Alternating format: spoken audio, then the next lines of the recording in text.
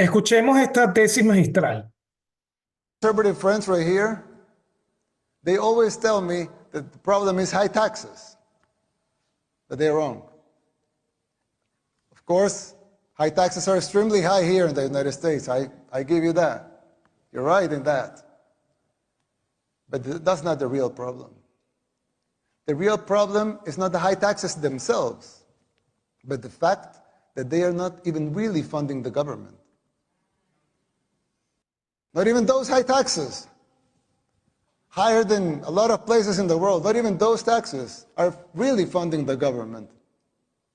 So who's financing the government?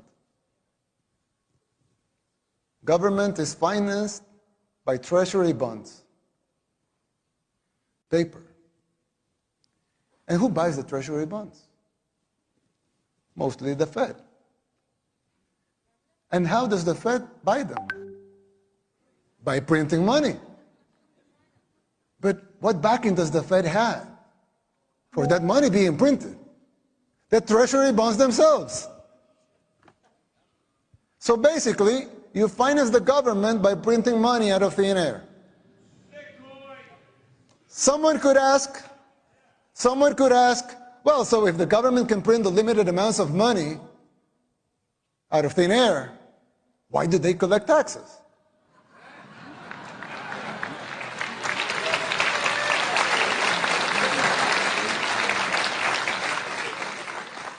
I mean, in theory, it would make sense, right? If they can print unlimited amounts of money, why would they need taxes for? The answer is simple, but it's very shocking. The real problem is that you pay high taxes only to uphold the illusion that you are funding the government, which you are not. It's shocking, but it's true. The government is funded by money printing, paper backed with paper, a bubble that will inevitably burst. The situation is even worse than it seems, because if most Americans and the rest of the world were to become aware of this farce, confidence in your currency would be lost, the dollar would fall, and the Western civilization with it. Bueno, toda una tesis magistral. Vamos a explicarles un poco para que entiendan. Las finanzas del Estado son muy distintas a las finanzas del hogar o de la empresa. El hogar y la empresa, para gastar, primero tienen que percibir ingresos. Mientras que los gobiernos primero tienen que gastar para que les pueda ingresar. Y ya lo voy a explicar, es muy simple.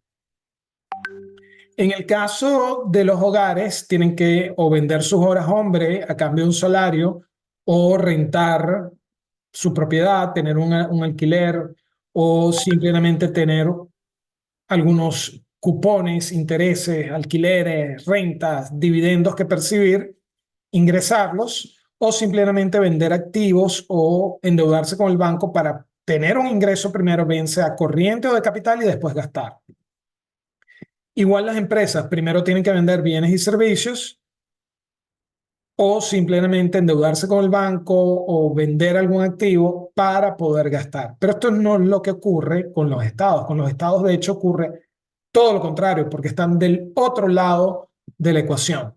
No hay forma de que los estados puedan tener ingresos si no gastan antes. Y es muy fácil de explicar. Poco importa cuál sea la forma de dinero. Puede ser una tablita de madera tallada, puede ser una ficha de arcilla, puede ser papel moneda, pueden ser electrones, lo que decida el Estado que sirve para pagar impuestos. Eso va a circular. ¿Qué va a ocurrir? Lo que va a ocurrir es que el Estado gasta, ¿verdad? Y solamente después de que gasta es que puede extraer de la circulación. No se puede extraer un token, o sea, el dinero de la circulación, si no ha sido previamente inyectado. Es decir, a diferencia de los hogares y las empresas, que primero tienen que percibir ingresos para después gastar, en el caso del Estado es todo lo contrario. Para poder percibir ingresos, primero tienen que gastar. Es decir, para poder cobrar impuestos o emitir bonos y colocarlos en los mercados, primero tienen que gastar, primero tienen que inyectar. Les explico.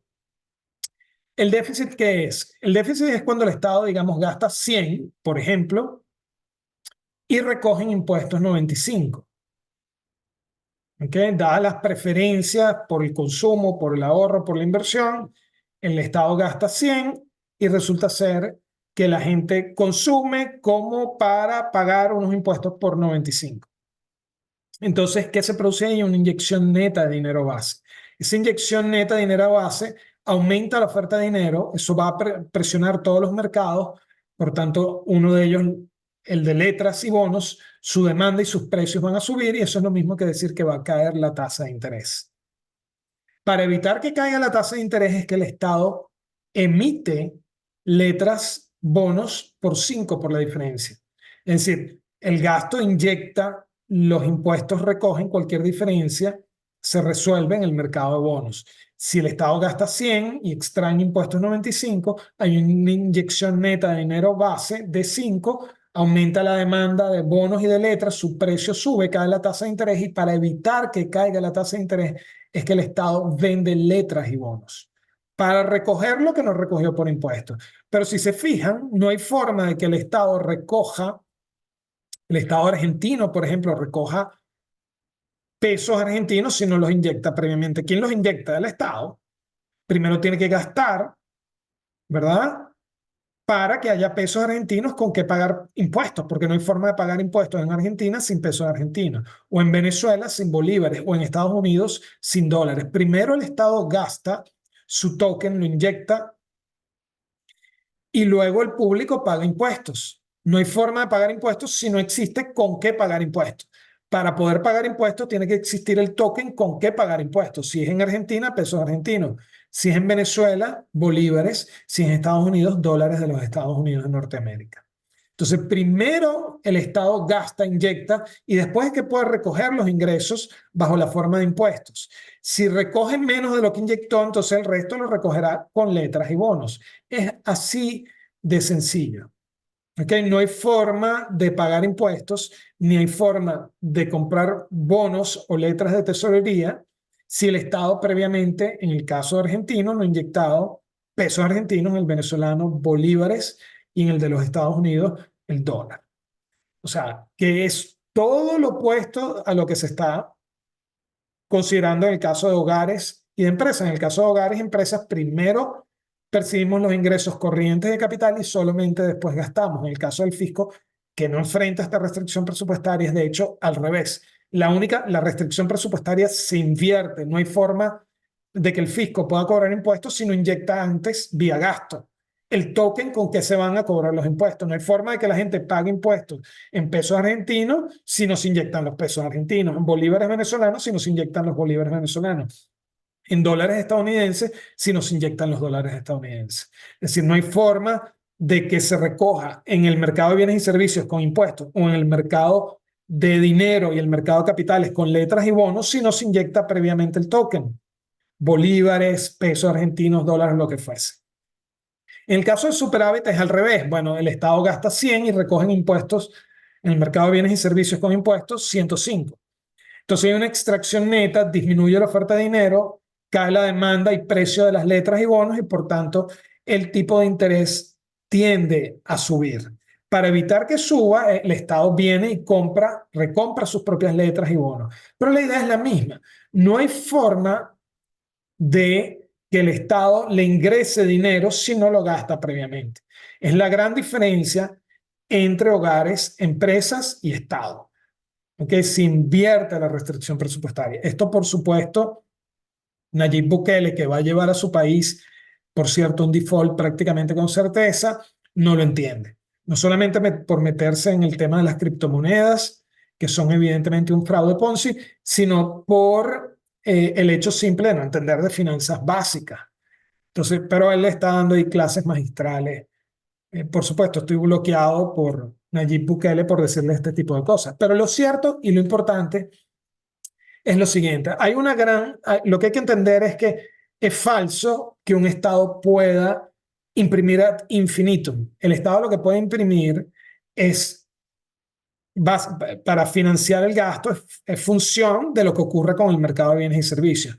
Si el Estado gasta deficitariamente inyecta mucho dinero en el sistema, va a haber inflación.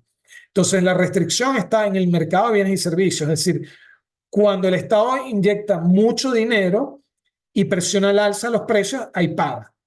Ahí tiene que parar. Ahí está la restricción. O sea que la restricción no es una restricción tecnológica en la producción de dinero, no es una restricción monetaria, la restricción está en que la inflación tiene daños para la sociedad. ¿Cuáles son esos daños? Bueno, destruye la demanda de crédito a la demanda y oferta de crédito a largo plazo. En el caso extremo, que es la hiperinflación, desbancariza y desmonetiza. En el caso de inflación negativa, bueno, genera postergación de consumo, genera postergación de inversión, genera un conjunto de problemas y trampas depresivas en las economías post-fordistas y post-tayloristas que no se ajustan vía cambios en precios relativos, sino que se ajustan más bien vía ajustes en inventarios, en capacidad utilizada, etcétera. Entonces, por supuesto, la inflación negativa es mala, la hiperinflación desmonetiza y desbancariza, la inflación alta y persistente destruye el crédito de largo plazo. Entonces, ¿qué es lo ideal? Una inflación baja y estable. Entonces, los estados, cuando lo están haciendo bien, generan una inflación baja y estable para que la gente no se quede con el token, ¿verdad? No lo acumule, sino que lo circule, lo ponga en circulación y al ponerlo en circulación genera actividad económica. ¿Ok? Pero si existe una restricción al déficit, la restricción al déficit está precisamente en la inflación. ¿Ok? Eso en el caso de cualquier economía en general, pero en el caso de las economías que deben acumular moneda de reserva internacional, como el caso de Argentina o Venezuela en el ejemplo, bueno, si hay un problema adicional con el déficit, que es que cuando se inyecta, ¿verdad? En términos netos, dinero base, eso aumenta la demanda de letras y bonos, no solamente en moneda nacional, pesos argentinos y bolívares venezolanos, sino también de bonos y letras extranjeras. Entonces, eso genera presión sobre el tipo de cambio y genera depreciación de la moneda local y eso causa inflación. Pero nuevamente, la inflación es la restricción.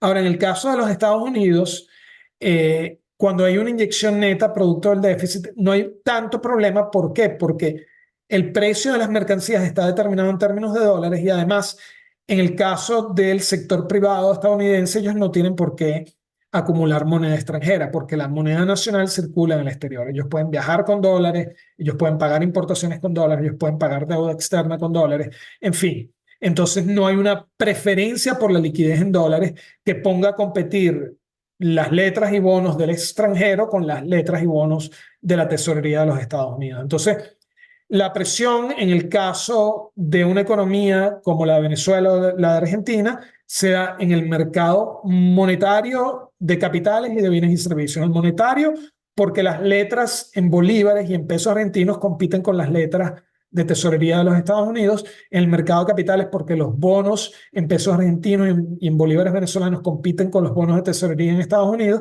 Y en el mercado de bienes y servicios, por la restricción de que si inyectas de más, evidentemente, si generas un impacto sobre la demanda agregada, puedes causar inflación. El caso de Estados Unidos, lo que ocurre es solo esto último. ¿Cuál es la restricción que enfrenta el Estado? No es una restricción monetaria, no es una restricción financiera, es una restricción simplemente de inflación. Si el Estado inyecta de más en el sistema, va a causar inflación y ahí tiene que parar. Es así de sencillo. Pero no está planteado lo que está planteando allí Bukele, que evidentemente no entiende absolutamente nada de finanzas y menos de economía, hasta el punto de que va a llevar con certeza, les garantizo, su economía a un default.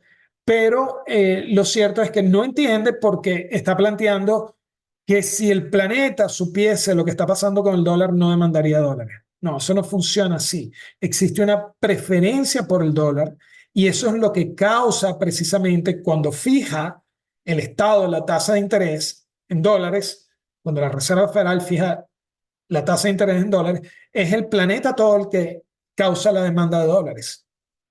¿Por qué? Porque mientras más letras y bonos, más deuda en dólares quiera el planeta, evidentemente mayor será la demanda global de letras y bonos de tesorería de los Estados Unidos y la presión al alza del precio de esas letras y bonos y hacia la baja del tipo de interés. Si la Reserva Federal quiere mantener fijo el tipo de interés, no tiene otra opción el Estado que endeudarse con el resto del mundo. Si el resto del mundo quiere deuda americana porque quiere reservas internacionales en dólares y quieren sus portafolios también dólares, bueno, los Estados Unidos no tienen otra opción sino que entregarle esas letras y esos bonos que está demandando el planeta. Si el planeta, por el contrario, quiere reducir esas tenencias, cosa que no ha ocurrido en los últimos 80 años, de hecho se pronosticaba ahorita que iba a ocurrir y lo que ha ocurrido es que ha caído la demanda de bonos, pero ha aumentado la demanda de otros activos en dólares, por ejemplo, para el Banco Central chino, que ha acumulado, contrario a lo que se pronosticó en 2023, más dólares que en años anteriores. Entonces, sí redujo la demanda de bonos, pero bonos no es la única forma de instrumento monetario, hay muchos más. Entonces, ciertamente, bueno, Bukele no entiende absolutamente nada de finanzas. Es muy peligroso que esté una persona así gobernando y que no entienda porque más bien está, por eso vemos que está tomando decisiones de meter a su país en compras de activos y en vez de acumular dólares, que es lo que debería estar haciendo, está acumulando Bitcoin y va a meter a su país en un default con certeza. Ustedes guarden este video porque esto, insisto, va a ocurrir con certeza. Nayib Bukele va a dar default, se los garantizo. Mi nombre es Ángel García Banch. Y bueno, conmigo puedes aprender de finanzas, puedes seguirme en las redes sociales, en mi bio, ir a mi sitio de finanzas y emprendimiento, ir a buscar mi libro Camino a la riqueza, desmontando falacias, revelando la ruta que está en Amazon. Cuídense.